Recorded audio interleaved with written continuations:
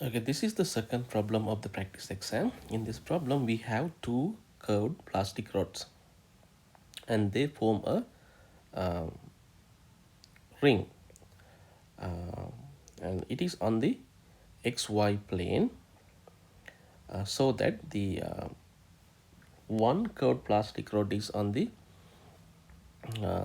positive side of the y-axis, and the other plastic rod which is negatively charged, which is on the negative side of the y-axis. Top one you have plus charge, and the bottom one you have negative charge, minus charge. So our task is to find the uh, electric field due to this charge distribution at the center of this circle.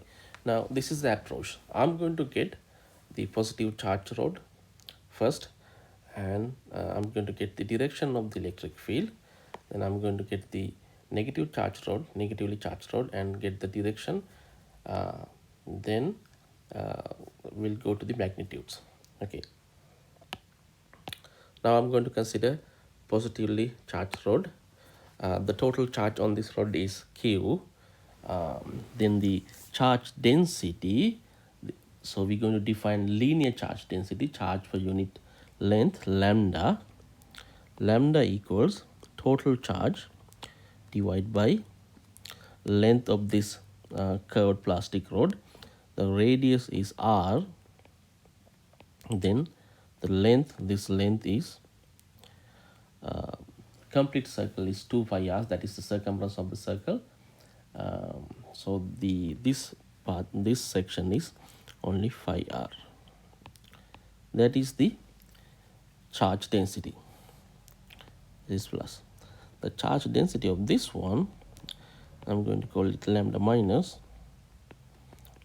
That's equals to minus q, that is the charge, divided by phi r.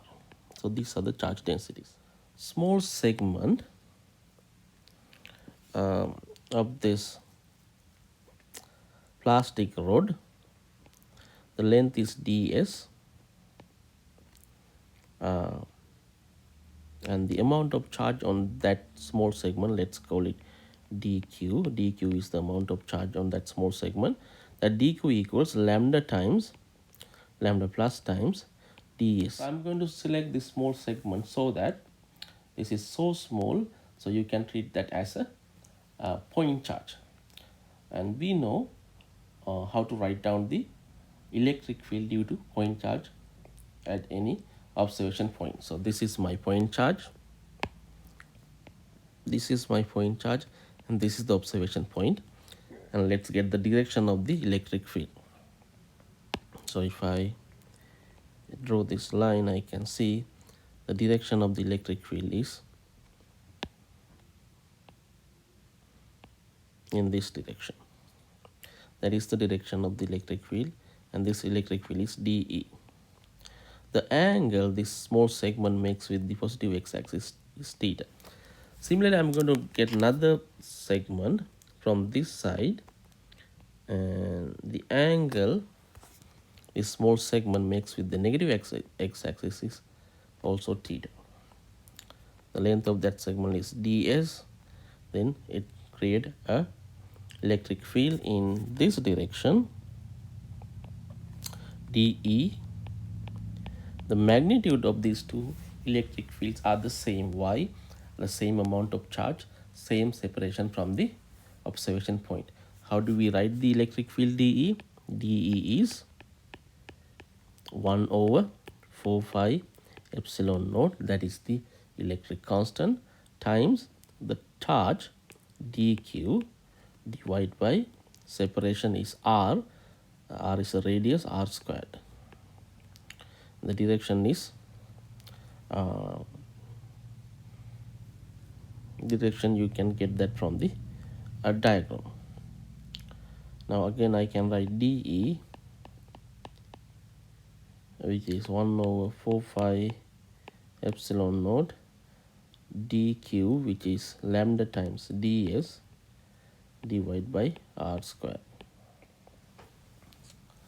That is the electric field. Now I'm going to consider x and y component of these two electric fields. The y components, they are along the negative y axis. These are the two y components. They add together to give the resultant y component along the negative x direction. X component, on the other hand, uh, they acting along uh, opposite directions. They cancel out to give a resultant x component of these two electric fields to 0.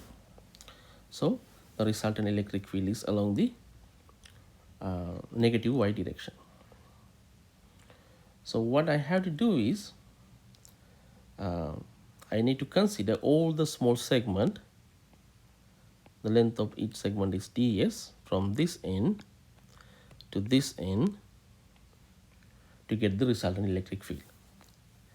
So when you go from this end, from the positive x-axis to this end, to the negative x-axis, theta is changing from, theta is going from 0 to 180. Similarly, you can get two segments from the negatively charged rod, one here and one here,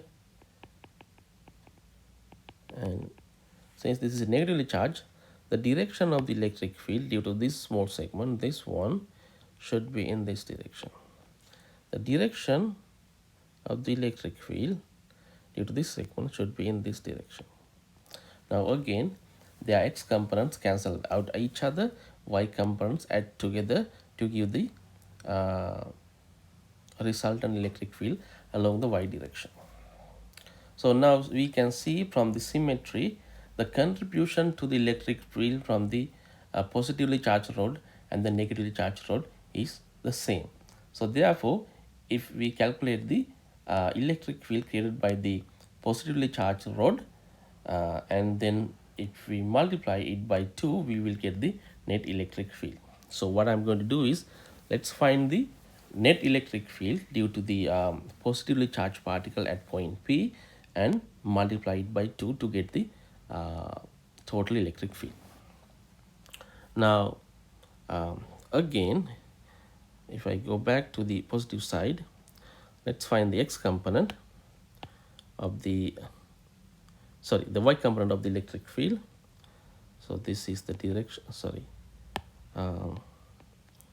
this is the direction of the electric field. We need to get the y component, and this is our theta. Theta is changing from 0 to 180, and the y component is this is theta, then this is going to be theta, this is a right angle triangle, y component is dE sine theta, dE sine theta.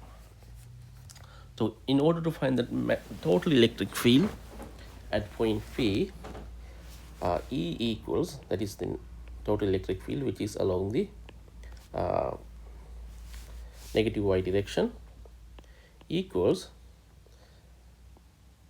to get that electric field I have to integrate all the segment starting from 0 to 180. I have to cover all these angles. 1 over 4 pi epsilon naught lambda times ds divided by r squared, that is dE. Then I have to consider y component, which is sine theta of this.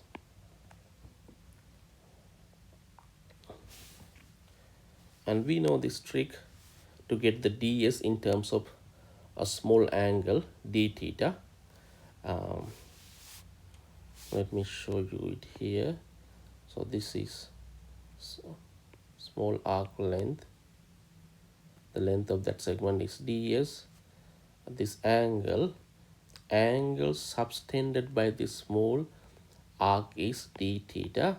The radius of this circle is r. Then I can write ds equals r times d theta. So I'm going to use that here. Then I can write 1 over 4 pi epsilon naught r squared and lambda. All these are constants, r squared. all these are constants. So what are the variables? I have limits of 0 to 180. The variables are sine theta, ds equals r d theta, r d theta.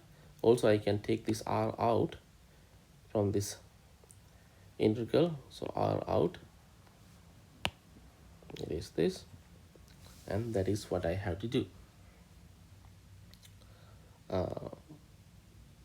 This is the contribution from one side of the positively charged rod to get the maximum, the total contribution. That's going to be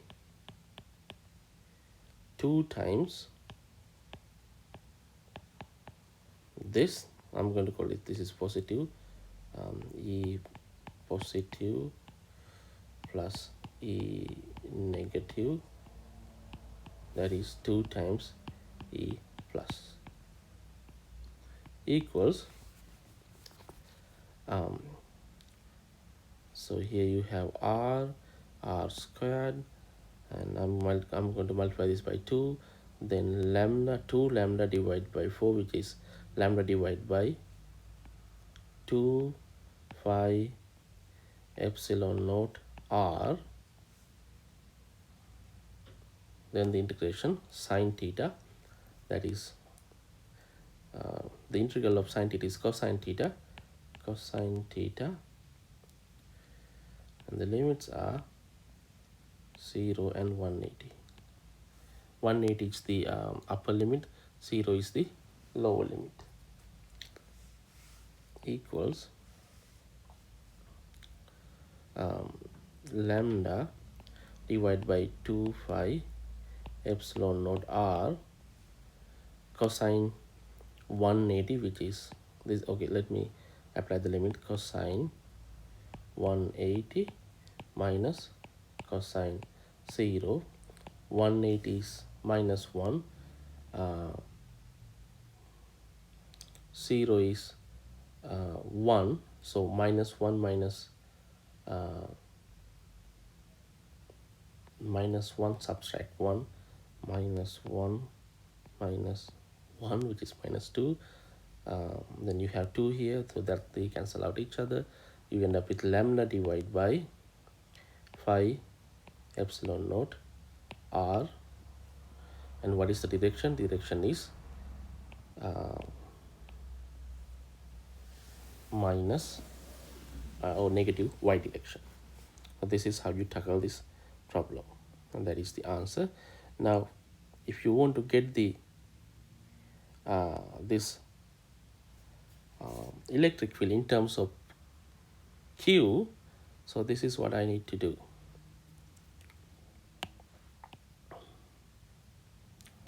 Now we have this equation here, the relation between Q, phi, r and lambda. So I can rewrite lambda, which is Q times phi r. Then the electric field E equals lambda, which is Q divided by phi r, and you have here phi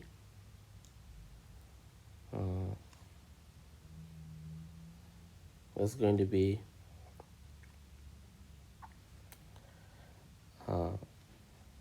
phi squared epsilon naught r squared